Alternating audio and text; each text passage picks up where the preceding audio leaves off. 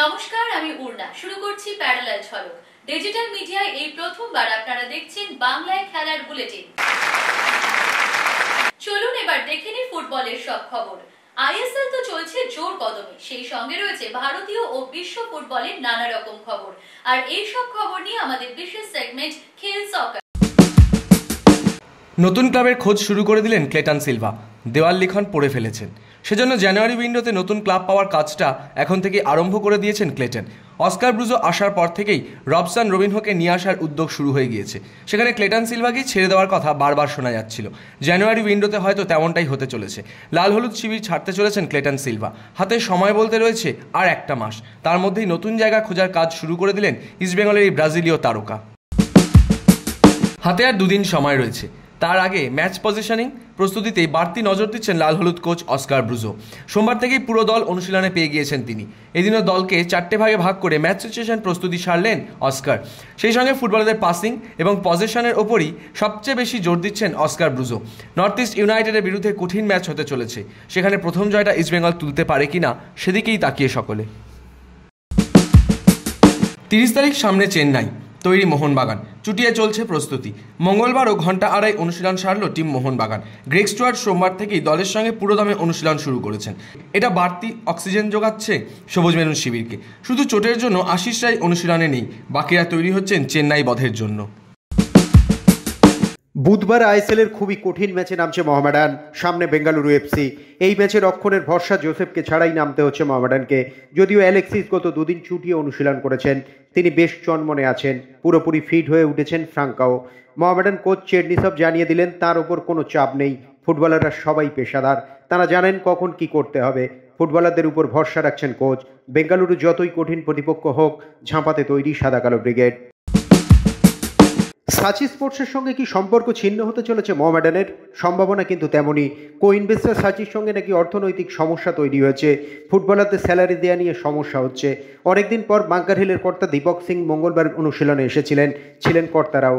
মোহামেডান প্রশাসনের কেউ কেউ যে সাচির উপর বেশ অসন্তুষ্ট সেটা স্পষ্ট। সাচির সঙ্গে সম্পর্ক ছিন্ন হওয়ার পরিস্থিতি তৈরি হয়েছে। রোনাল্ডো নেমারদের পর এবার কি সৌদি আরবের পথে মোহাম্মদ সালাহ? চলতি মরশুম শেষ হওয়ার পরই লিভারপুলের সঙ্গে চুক্তি শেষ হচ্ছে মোহাম্মদ সালাহর। শোনা যাচ্ছে এরপরই নাকি সৌদি আরবে যেতে পারেন তিনি। ঘনিষ্ঠ মহলে তিনি নাকি এমনটা ইঙ্গিতও দিয়েছেন। ইজিপশিয়ান ম্যাজিশিয়ান এবার রোনাল্ডোদের পথে হাঁটে কিনা সেটাই দেখার।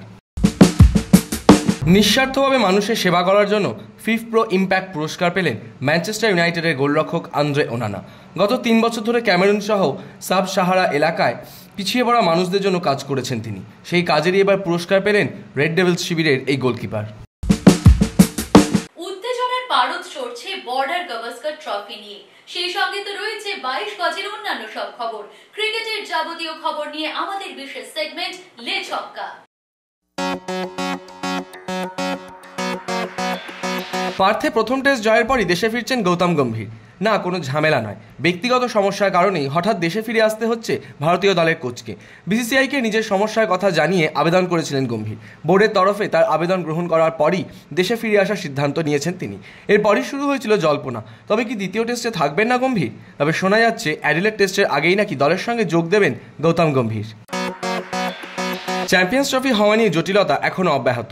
এরই মাঝে পাকিস্তানকে বোঝানোর কাজ শুরু আইসিসির। চ্যাম্পিয়ন্স ট্রফি হাইব্রিড মডেলে হলে তবেই খেলবে ভারত, কিন্তু পাকিস্তান আবার তাতে রাজি নয়। এমন পরিস্থিতিতে শোনা যাচ্ছে পাকিস্তানকে নাকি বাড়তি টাকা দেওয়ার প্রস্তাব দিতে পারে ক্রিকেটের সর্বোচ্চ নিয়ামক সংস্থা। শেষ পর্যন্ত কি হয় সেটাই দেখার। জীবনের অতীতটাই যে কোনো লড়াইয়ে আত্মবিশ্বাস যোগায়, জানিয়েছেন যশস্বী জয়সওয়াল। 11 বছর বয়সে উত্তরপ্রদেশ থেকে মুম্বাই এসে আজাদ ময়দানে আসল ট্রেনিং শুরু করেন। তখন মাঠের টেন্টে থেকে পানিপুরি বিক্রি করে অর্থ উপার্জন করতেন। সেসব ভোলেননি যশস্বী। জানিয়েছেন জীবনের ওই অভিজ্ঞতাই তাকে আত্মবিশ্বাসী রাখে। আরও জানান তিনি লড়াই করতে ভালোবাসেন, লড়াই জিততে ভালোবাসেন। চ্যাম্পিয়ন্স ট্রফি হওয়া নিয়ে জটিলতা এখনও অব্যাহত। এরই মাঝে পাকিস্তানকে বোঝানোর কাজ শুরু আইসিসির।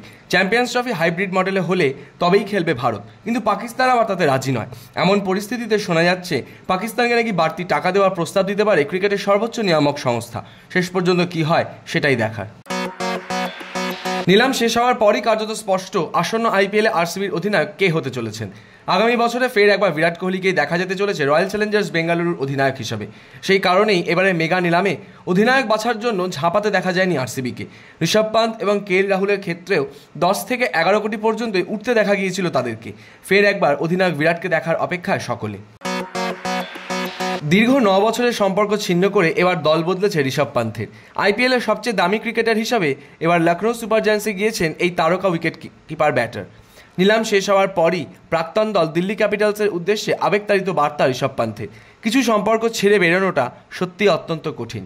সোশ্যাল মিডিয়াতে দিল্লি ক্যাপিটালসের উদ্দেশ্যে এমনই এক বার্তা দিয়েছেন ঋষভ। সেই সঙ্গে অতীতের নানান স্মৃতিচারণা উঠে এসছে তার লেখায়।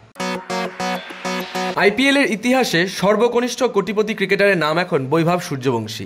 এবারের আইপিএলে কার্যত হইচই ফেলে দিয়েছেন তিনি। 1 কোটি 10 লক্ষ টাকায় 13 বর্ষীয় বৈভব সূর্যবংশীকে দলে তুলে নিয়েছে রাজস্থান রয়্যালস। ট্রায়ালেই এই কিশোর ক্রিকেটারকে দেখেছিলেন রাহুল দ্রাবিড়। সেই থেকেই নাকি তাকে নেওয়ার ভাবনা ছিল রাজস্থান রয়্যালস টিম ম্যানেজমেন্টের। অন্যদিকে ছেলের এমন সাফল্যে আপ্লুত তার বাবা সঞ্জীব সূর্যবংশী। বৈভব এখন আর শুধু তার একার ছেলে নয়, সে নাকি গোটা বিহারেরই সন্তান। তার ছেলের কঠোর পরিশ্রমের দাম পেয়েছে বলেই মনে করছেন সঞ্জীব সূর্যবংশী।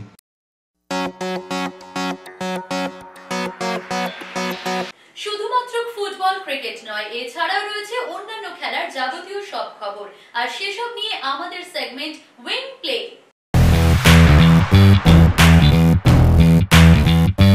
অশোক কুমারকে নিয়ে উদ্বেগ কাটল। হাসপাতালে সফলভাবে অ্যাঞ্জিওপ্লাস্টি হলো অলিম্পিয়ান হকি তারকার।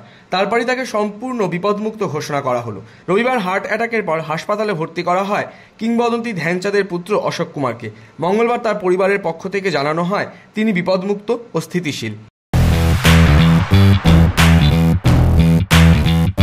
খেলার জগতে সারাদিন নানা রকমের মন্তব্য শোনা যায়, আর সেরা মন্তব্যের কোলাজ নিয়ে আমাদের সেগমেন্ট থ্রো ইন। আমার প্রথম এবং শেষ লক্ষ্য হচ্ছে দলের জয়। দলগতভাবে পারফর্ম করলে গোল আসবে এবং আমি সবসময় গোল করা এবং জেতাতে মনোযোগ দিই। যদি দল জেতে আমি খুশি। বিদায় বলা সহজ নয়। দিল্লি ক্যাপিটালসের সঙ্গে সফরটা অসাধারণ বলে কম বলা হয়। মাঠের মধ্যে কাটানো রোমাঞ্চকর মুহূর্তের সঙ্গে বাড়তি পাওয়া মাঠের বাইরের অসংখ্য মুহূর্ত। কিশোর হিসেবে এখানে এসেছিলাম, বিদায় নিচ্ছি একজন পরিণত মানুষ হিসেবে। গত কয়েক বছরে এত উন্নতি করব স্বপ্নেও ভাবিনি। প্যারালাল ঝলক আজ এ পর্যন্তই। আপনাদের সঙ্গে দেখা হচ্ছে আগামী দিন। খেলার জগতের যাবতীয় সব খবর নিয়ে দেখতে থাকুন প্যারালাল ঝলক প্রতিদিন রাত 10টায়।